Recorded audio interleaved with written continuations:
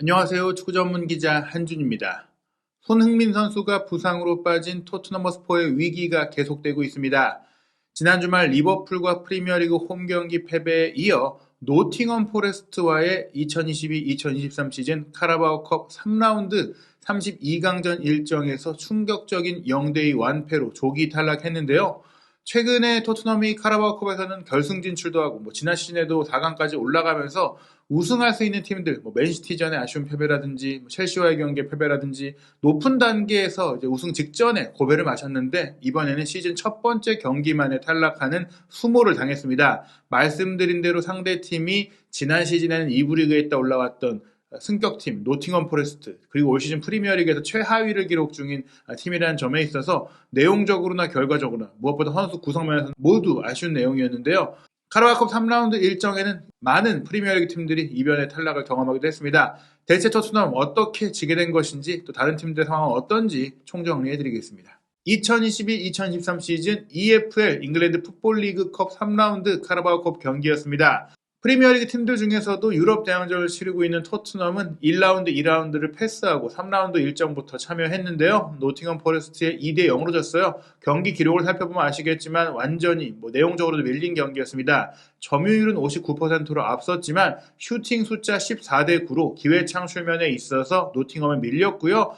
빅찬스, 득점으로 연결될 만한 기회도 노팅엄이 2번, 토트넘은 1번밖에 안 됐죠. 노팅엄은 그중에서도 기회 하나를 잘 살렸고 또 어려웠던 기회에도 골을 넣었고요. 기대 득점값에서도 1.43골로 사실상 2골을 넣을 만한 경기를 했다. 내용에 걸맞는 결과를 얻었다고 볼 수 있겠습니다. 반면 토트넘의 기대 득점값은 0.56골로 득점할 만한 기회를 확실하게 만들지 못했다라고 볼 수 있겠는데요. 전반전은 0대0으로 팽팽했지만 후반 5분에 노팅엄이 지난 여름 아틀레티코 마드리드에서 영입한 브라질 대표 출신 레프트백 헤난 로디 선수의 선제골로 앞서갔고 또 이 골을 제시 링가드가 어시스트했거든요. 선제골 이후 7분 만에 링가드가 두 번째 골을 자신이 직접 넣으면서 1골 1도움의 맹활약을 펼쳤어요. 링가드 선수가 올 시즌 노팅엄에서 프리미어리그 경기에서는 주전 경쟁에서 밀린 상태였어요. 지난 여름에 맨유를 떠난 이후 자유계약 신분으로 노팅엄에 기대를 갖고 왔는데 막상 이제 울버햄튼에서 영입한 모건 깁스 화이트에게 자리를 내줬으나 이번 카라바오컵 경기 선발 출전을 통해서 본인의 실력을 좀 보여준 그런 상황이었다고 볼 수 있겠습니다. 경기 내용에서 밀렸다고 말씀드렸는데 유효 슈팅 자체가 토트넘은 2개밖에 없었어요. 9개 슈팅 중에 2번이 유효 슈팅이었으니까 상대 골키퍼가 선방을 잘해서 진 것이다. 이렇게 볼 수도 없습니다.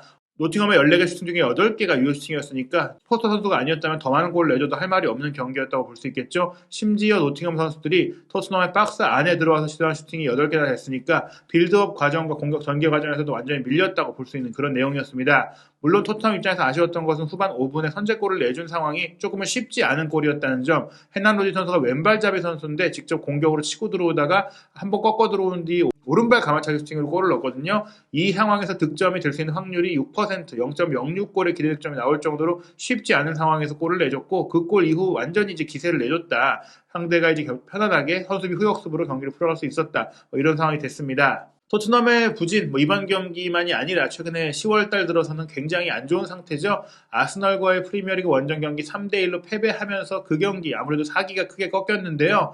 10월 중순에 있었던 맨유와의 원정 경기도 2대0으로 졌고 또 뉴캐슬과의 경기에는 올 시즌 처음으로 홈 경기 패배를 당하면서 계속해서 내용도 안 좋고 결과가 점점 악화되는 상황이었어요. 시즌 초반에도 경기력은 안 좋지만 그래도 무패 행진을 유지하고 있었고 리그 순위도 상위 4위권을 유지하고 있었기 때문에 그나마 이제 콘테 감독의 그 계획을 믿어보자 이런 분위기였지만 최근에는 내용이 안 좋은 것뿐 아니라 결과까지 안 따르고 있기 때문에 그런 상황들을 좀 유지하기가 어려워졌습니다. 물론 챔피언스리그에서 마르세유와의 원정 경기 2대1로 역전승하면서 조 1위로 16강에 오르긴 했지만 마르세유 자체가 갖고 있는 문제들도 있었고 또 그 앞서서 본머스와의 프리미어리그 경기 역시 상대가 승격팀이고 객관적인 전력에서 토트넘에게 크게 밀림에도 불구하고 2대0으로 끌려가다가 3대1로 간신히 뒤집은 경기였거든요. 이 두 번의 승리도 내용상으로 좋지 않았고 모두 역전승이라는 점에 있어서는 최근에 치른 7경기에서 모두 선제골을 내줬다고 할 수 있는 정말 안 좋은 상황이고 게다가 맨유전, 뉴캐슬전 연패가 올 시즌 들어서 있었던 첫 번째 연패였는데 리버풀전, 노팅엄전까지 또 한 번 연패가 찾아오면서 콘테 감독의 팀이 일관성을 갖지 못하고 오히려 침체받았다고 할 수 있는 상황입니다. 2022 카타르 월드컵 개막을 앞두고 리즈 유나이티드와 프리미어리그 홈 경기가 오는 주말의 마지막 일정인데 이 경기도 승리를 장담하기 어려울 정도예요. 토트넘을 상대로 승리를 거둔 리버풀에 이겼던 리즈이고 리즈가 한동안의 위기설을 딛고 살아나고 있는 상태라는 것을 감안한다면 토트넘이 홈에서 경기를 하지만 이 경기를 이긴다고 보장할 수가 없고 또 손흥민 선수가 부상으로 빠진 경기에서 내리 연패를 했다는 점은 이번 경기에 대한 걱정도 크게 할 수밖에 없는 상황입니다.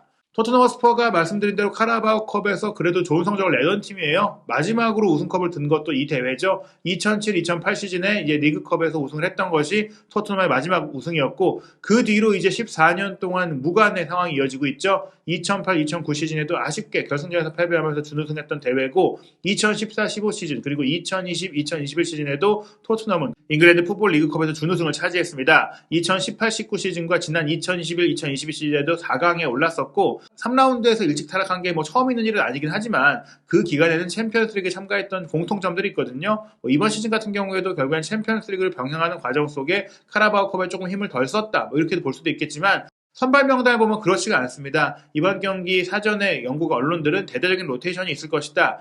2022 카타르 월드컵을 앞두고 잉글랜드 대표팀의 주장인 케인도 쉬게할 것이다. 이런 전망들이 있었는데 케인 선수가 선발 출전을 했어요. 뿐만 아니라 미드필드 라인에 호이비에르도 선발 출전했고 수비 라인에 다이어도 나왔으니까 대대적인 로테이션이 아니었다. 좌우 윙백 도어티 세세뇽의 손흥민 선수가 없는 가운데 공격의 구심점이 될 수 있는 페리시까지 사실 이 정도면 뭐 골키퍼 로리스를 빼고 포스터 선수를 출전시킨 것 외에 뭐 부상자로 빠진 선수들을 감안할 경우 거의 프리미어리그와 유사한 선발 명단을 냈다라고 볼 수 있겠습니다. 그나마 이제 기대할 수 있는 부분들이 후반전에 출전할 수 있었던 부상에서 돌아온 히샬리송 그리고 쿠루셀스키 선수인데 이 선수들이 모두 출전했고 또 벤탄쿠르까지 출전시켰음에도 불구하고 경기를 뒤집지 못했고 한 골도 넣지 못한 것은 변명의 여지가 없는 상황이겠죠. 물론 노팅엄 포레스트는 지난 여름에 대대적인 선수 영입을 통해서 프리미어리그의 주전 선수들 일부를 쉬게 했음에도 불구하고 라인업이 나쁘지 않았어요. 주전 골키퍼인 딘 핸더슨을 빼고 헤네시가 골문을 시켰지만 헤네시 역시 선방 능력이 나쁘지 않고요. 울브스에서 데려온 윌리 볼리라든지 또 토트넘에서 활약하기도 했었던 오리에라든지 말씀드린 브라질 대표 출신인 로디 선수도 있고 뭐 링가드 선수 그리고 평소 현재 프리미어리그 경기도 주전으로 뛰고 있는 아워니 같은 선수들 뭐 다 짱짱한 그런 선수를 보유고 하고 있기 때문에 노팅엄은 생각보다 주전 비주전의 격차가 크지 않은 팀이다. 주전이 세지 않을 수 있어도 후보가 그들보다 크게 떨어진다고 할 수 없다. 뭐 이렇게 볼 수 있는 상황이죠. 노팅엄은 4-3-1-2 포메이션으로 경기를 했고 토트넘은 평소처럼 3-5-2 포메이션으로 경기를 했는데 이번 경기는 확실하게 페리시치가 스트라이커의 역할을 맡았습니다. 패스맵을 보시면 오히려 케인 선수가 최전방 공격수에서 2선으로 내려오는 10번 플레이메이킹의 역할을 하면서 페리시가 아예 원톱처럼 움직였는데 문제는 미드필드 라인에서 케인 선수가 공을 잘 공급받지 못하면서 케인 선수와 페리시 선수가 마치 손케 듀오처럼 합을 맞추는 그런 상황들이 잘 나오지 않았어요. 실제로 페리시 선수는 배우로 빠져들어가는 스루 패스를 받아서 활약하기에는 스프린트 속도가 많이 떨어지고 온더볼 상황에서 상대 지공을 풀어가는 또 크로스 패스로 경기를 전개하는 그런 면에서 강점을 보이고 있거든요. 이날 경기는 다른 때보다 활발하게 슈팅을 때리긴 했지만 그렇다고 하더라도 성향 자체가 케인 선수가 2선으로 내려갈 때 좀 살릴 수 있는 그런 부분은 아니었고요. 대부분의 공이 뒤에서 돌았어요. 수비 라인에 있었던 뭐 다이어라든지 산체스, 랑글레 같은 선수들이 뭐 U자 빌드업이라고 하죠. 빌드업이 안 된다는 얘기예요. 중앙 지역을 통과시켜서 공격 지역으로 공을 넘겨줘야 되는데 윙백 쪽으로 갔다가 풀어나가기 어려우니까 다시 백패스에서 내려오고 이런 상황들이 많이 나왔습니다. 라인을 높이고 경기를 하려고 했다는 것은 역시 롱볼을 통해서 그냥 통과시켜보자라는 부분도 있었는데 모든 면에서 토트넘의 경기가 안 풀렸다고 할 수 있겠죠. 이날 개인적인 기록을 살펴보더라도 전체적인 토트넘의 기회 자체가 적었는데 총 6번의 기회 창출이 있었어요. 그중에 2개를 페리시치가 담당했고 또 총 8번의 슈팅 중에 한 차례 슈팅을 페리시치가 기록하면서 그나마 페리시치가 공격 지역에서 좋은 기회들을 많이 만들었지만 결국에는 골로 갈 만한 결정적인 기회를 만들지 못했습니다. 호이비르 선수가 전반 45분 동안 1개의 기회를 만들었고 후반전에 들어온 벤탄쿠르도 1개의 기회를 만들었지만 두 선수가 따로 뛰니까 스킵 비스마와 함께 뛸 때 스킵 선수의 창의성 비스마 선수의 폼이 안 좋다 보니 결국에는 각자 개별적으로 갖고 있는 능력들 호이비에로가 벤탄쿠르가 함께 뛸 때 보여줬던 그런 시너지가 안 나오면서 따로 노는 플레이가 됐습니다. 결국에는 볼만한 내용이 하나도 없었다는 것이고요. 케인 선수 같은 경우에는 기회 창출을 하나도 못했어요. 이 선수가 9번 공격수로 뛰면서도 10번으로 내려와서 플레이메이킹을 잘해가지고 더 가치가 높아졌는데 이 플레이메이킹 능력조차도 뛰어들어갈 수 있고 좋은 위치를 점유해주고 공을 빼앗기지 않는 손흥민 선수가 있어야지 변할 수 있다. 결국에는 손흥민 선수가 없는 상태에서는 케인조차도 아무것도 할 수가 없다라는 것을 드러내는 그런 기록들이 나왔습니다. 결국 케인 선수는 이번 경기에 찬스 메이킹 제로, 슈팅 제로에 상대와의 경합 상황에서 승률이 무려 16.7%로 거의 대부분의 공 경쟁에서 질 정도로 부진한 경기를 했다고 할 수 있겠고요. 패스 시도 자체가 8번밖에 안 될 정도로 거의 공을 만지지 못했다. 이 선으로 내려왔음에도 불구하고 경기 관여가 거의 불가능했다고 볼 수 있는 최악의 경기였습니다. 이날 경기 전반전 0대0 상태에서 후반 시작과 함께 콘테 감독이 벤탄쿠르를 투입하면서 호이비에를 뺐는데 아마도 2022 카타르 월드컵을 앞두고 주말에 리그 경기까지 있으니까 이 경기는 주전 선수들에 대한 체력 안배 차원에서 출전 시간을 어느 정도 약속했던 것 같아요. 호이비에를 45분, 벤탄쿠르 45분을 뛰었는데 전반전에 호이비에르가 뛰면서도 좋은 공격 기회가 없긴 했지만 반대로 벤탄쿠르가 들어왔을 때는 공격적으로 살아났을지는 몰라도 수비적으로 문제가 생겼거든요. 호이비에르가 빠지면서 결국에 실점이 나왔는데 후반 5분 만에 나온 상황이에요.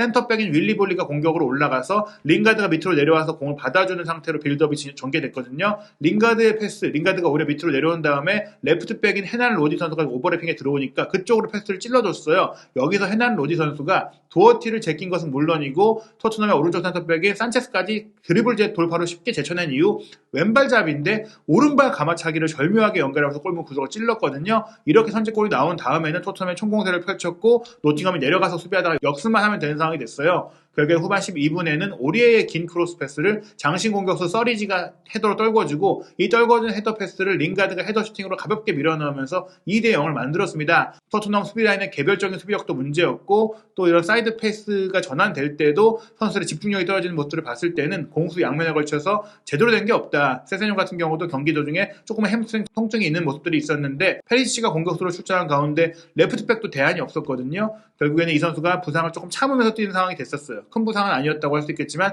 정상 컨디션으로 경기를 하기 어려웠다. 그런 가운데 후반 14분 0대1로 끌려가고 있으니까 콘테 감독이 대대적인 선수 교체를 하게 되는데요. 페리시치, 스킵, 투톱을 빼고 히샤이손과 쿠르세스키에다가 힐 선수까지 수입을 했습니다. 수비와 미드필딩 스킵 선수를 빼고 공격 숫자를 늘리는 그런 교체를 가져간 것인데 케인 선수가 사실은 승리를 하기 위해서 남아있어야 됐다고도 볼 수 있겠죠. 케인 선수가 물론 뛴 시간 동안 공격 생산성이 떨어졌던 부분도 있겠지만 케인 선수조차도 사실은 어떻게 보면 출전 시간을 조율해주기 위해서 이미 약속된 시간만 소화하고 나간 느낌이 있었습니다. 물론 부상에서 돌아온 히샤이손과 쿠르세스키의 감각에 문제가 있겠지만 체력적으로는 충분하다고 볼 수 있겠거든요. 하지만 막상 이 두 선수가 들어갔을 때도 거의 아무것도 만들지 못했어요. 쿠르세스키 선수조차도 좋은 플레이를 하지 못했고 히샤이손은 확실하게 경기 감각이 떨어진 모습이었거든요. 오히려 후반 20분에 맷 도어티가 빠지고 지난 시즌에 노팅엄 임대 선수로서 승격의 주역이 됐던 잉글랜드 2부 리그 베스트 11에 뽑혔던 스펜스 선수가 그나마 인상적인 플레이를 펼쳤습니다. 오른쪽 측면에서 활기찬 돌파, 빠른 플레이, 1대1에서도 강했었고 좋은 헤더 슈팅으로 아쉽게 골기를 놓치는 상황이 나오는 등 스펜스 선수가 이 정도로 잘해준다면 왜 굳이 로얄을 고집하냐. 도어티가 할 수 있는 문전으로의 침투 플레이까지 잘해주니까 스펜스에게 기회를 주지 않은 콘테 감독이 지금까지의 판단이 조금은 의아할 정도로 이날 스펜스의 경기력만이 토트넘에서는 유일하게 긍정적인 면이었다고 할 수 있겠습니다. 후반 31분에 토트넘은 또 하나의 좋은 기회를 얻었는데요. 노팅엄 수비수인 망갈라 선수가 히샤이송을 향한 거친 백태클을 하면서 두 번째 경고를 받고 퇴장을 당했어요. 토트넘의 수적 우위를 맞이했기 때문에 총공세를 펼칠 수 있는 상황이었는데 후반 36분에 스펜스가 빼준 공 다이어가 크로스 패스 올렸고 히샤이송이 헤더로 연결한 게 골이 됐거든요. 하지만 히샤이송 선수가 명백한 오프사이드 위치에서 골을 넣은 것이기 때문에 VAR 볼 것도 없이 오프사이드로 취소가 됐습니다. 이 시점에라도 추격골을 넣었다면 2대1을 만들고 승부차기까지 경기를 끌고 갈 수 있었을 텐데 이 기회를 놓친 이후에는 상대의 전면 수비를 거의 뚫을 수 없는 상황이 됐고요. 결국에 토트넘은 2대0으로 완패를 당하면서 탈락하고 말았습니다. 같은 시간 열린 경기들에서도 이변이 많았어요. 현재 프리미어리그 선두를 달리고 있는 아스널도 대대적인 로테이션 속에 브라이튼의 3대1로 완패를 했습니다. 브라이튼 같은 경우에는 은케티하게 선제골을 내줬지만 7분 만에 웰백 선수가 동점골을 넣었고 후반전에 최근에 브라이튼에서 엄청난 활약을 보이고 있는 일본 대표 공격수 미토바 선수가 역전골까지 기록을 한 다음에 가나 대표 선수로 한국을 만나게 된 타릭 램지 선수가 쐐기골을 기록하면서 승리했습니다. 비교적 브라이튼이 주전 선수를 많이 투입하면서 이번 경기 우승하겠다는 의지를 보인 것 같은데요. 아스널은 리그에 확실하게 집중하는 모습 속에 탈락하고 말았고요. 맨체스터 시티와 첼시의 빅매치에서는 맨시티가 대대적인 로테이션을 가동했음에도 불구하고 역시 벤치도 강하죠. 후반 8분 마레지 그리고 후반 13분 훌리안 알바레스의 골이 나오면서 첼시의 2대0 완승을 거뒀습니다. 토트넘, 아스널, 첼시까지 런던을 대표하는 강팀들이 32강전 3라운드 일정에 모두 탈락을 했고요. 황희찬 선수는 리즈 유나이티드와의 경기에 선발 출전해서 풀타임을 소화했거든요.